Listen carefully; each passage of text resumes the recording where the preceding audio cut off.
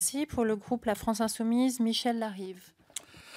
Merci. Monsieur le Président, Madame la Présidente, Madame la Ministre, chers collègues, le groupe de la France Insoumise n'est pas opposé à la lutte contre les fausses informations.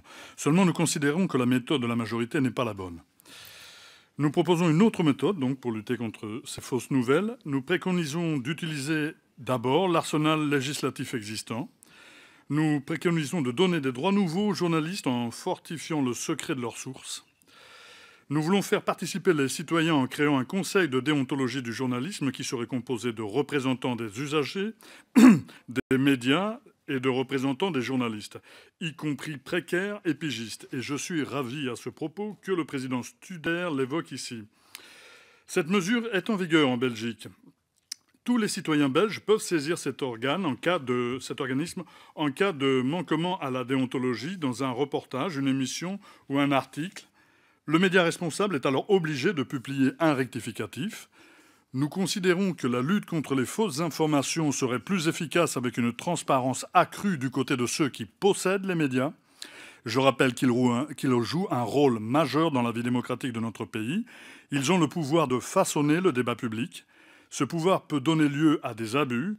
Comment lutter contre les fausses informations sans tenir compte du fait que les médias dépendent de 9 milliardaires pour 90% d'entre eux? Enfin, nous souhaitons que la lutte contre les fausses informations soit un enjeu de l'école républicaine.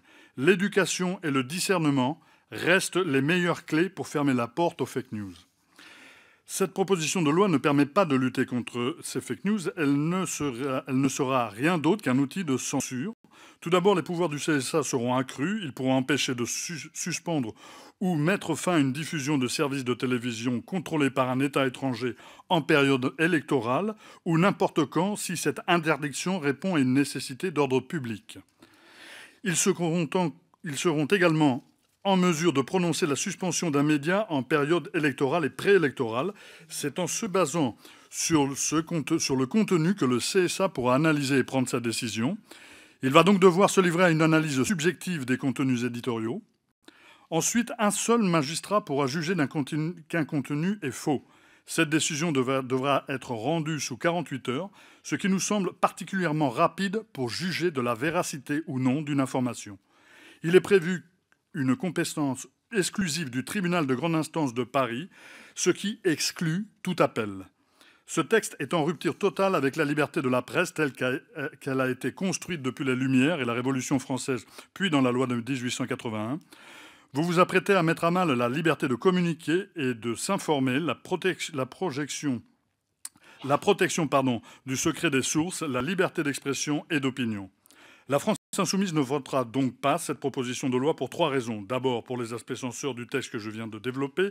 Ensuite, l'objectif affiché de la majorité de lutter contre les fausses informations ne sera pas rempli et rien ne justifie véritablement ce texte. Enfin, ce texte ne règle aucun problème. Les personnels et prestataires des médias voient leurs conditions de travail se précariser. Journalistes, photographes, techniciens, secrétaires de rédaction, cosquiers, imprimeurs, transporteurs, tous subissent les plans sociaux, les contrats de travail précaires, les retards de paiement. L'action de la majorité ne permet pas d'améliorer ces situations. Si la proposition est votée, les médias seront toujours la propriété de quelques oligarques et les citoyens seront toujours exclus du contrôle de nos presses. En tout état de cause, rien ne change, si ce n'est d'intenter aux libertés. Le groupe de la France Insoumise profitera donc de son droit d'amendement pour préciser sa position. Je vous remercie. Je vous remercie.